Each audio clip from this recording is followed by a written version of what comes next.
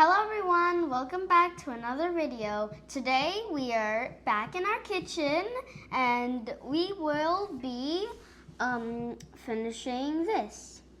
Now Dad, tell us what this is. Alright, so this is our Arduino board, which is a microcontroller, and at the end of the last video we had the LED flashing on and off by connecting it to the default pin number 13, which controls the LED that you see here, the orange one. Okay, that's an I/O pin. Do you remember what I/O stands for? Input, output. Very good. And what about LED? What does that mean? Light. Light. Emitting. Diode. Diode. Okay, so we've got our light emitting diode, and it was flashing at the end of the last video. But now, what now we're going to build in this see one, that it's no longer flashing, only the orange one, or you could say yellow. And you can also see that there is now a cute little button. Right. So what happens when you push this button exactly? Well, let's find out.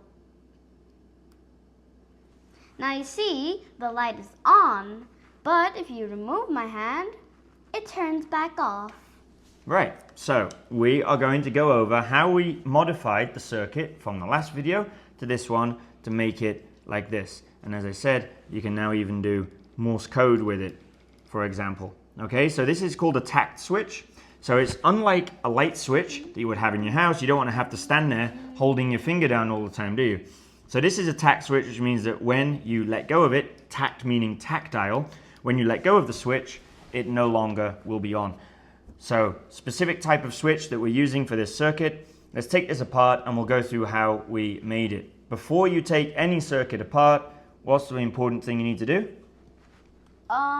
Make sure that it doesn't have power on. Yes, you want to remove the power to your board. So remove this. Okay, now we're only dealing with DC power here in 5 volts, so it's not going to give you a bad shock, but it's good practice to get into if you're working with electronics before you touch any circuits. Make sure it's not live. Even though if it does have power and you still remove it, even though if it won't be as bad as a giant voltage, you should still remember that so that next time if you're using a strong one, you will remember. Exactly. It's getting into good habits, good practice when working with electronics. Okay, so let's take this apart and then show them how to build it.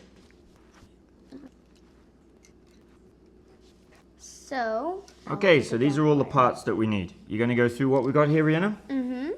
So we have the black wire and we have a red wire. So it's actually also easier, instead of looking at the ends, you can just match it up with the light here. Now, why would you need to match it up? Because when you do this, so you had to look for the red one, you had to look for 5V for 5 voltage. So we put that in here. As you can see, it says 5 voltage. And then you put this one in the red line. And what was this called? The breadboard. Breadboard, very good. Now for this one, you put it on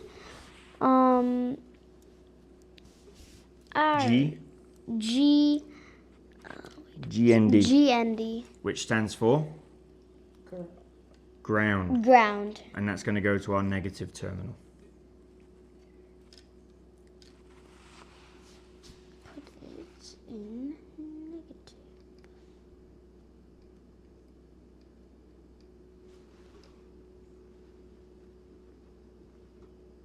So these are the power rails on the breadboard, which are going to power all of the components that we're going to put onto there.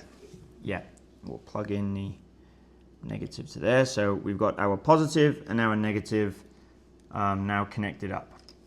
Okay, now we're going to need the switch, and that's going to provide power to the LED only when pressed. So the switch must come before the LED in the circuit. And there's a place where we put that on the board, which is going to be here, bridging this gap in the middle here, you see? So example, this is the example. This is like Clark, and this is Angela City. Then you want to drive your car there. So in order to cross a river, if there was a river, you would need to go up the bridge, which is the button. Okay, so we've got the LED with the anode, which is the longer leg, and the anode goes to the anode goes to the positive part. So we're going to put that next to this here. So now we need to trace where our power is going to go. So the red, which is our power, is going to have to come to one side of the switch. So we're going to place the resistor over between the red. Wait, I think it would be nice and tidier if you like. No, it needs to go to the switch here. Okay. So we come from the red, which is the positive, and it comes to the input side of the switch.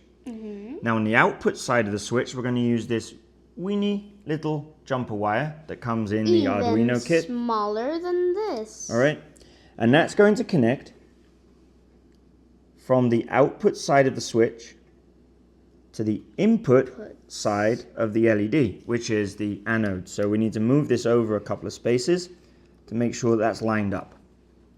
Okay, so if we follow the circuit, we've got the power coming in through the red line, coming through the resistor, going to the input of the switch, coming out the output of the switch, coming across this wire here to the input side of the LED. Now all we've got to do is connect the negative side of the LED, and that's going to connect to the which part of the power rail? Red or black? Positive.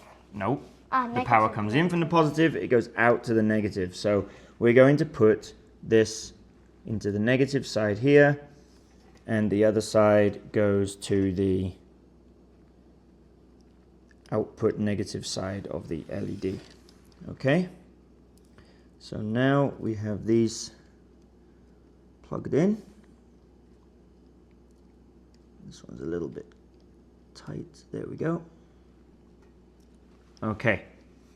So now if we've put this circuit together properly, when we power it on this time, we should now be able to use the switch to turn on and off the LED. So plug the power in, Rihanna.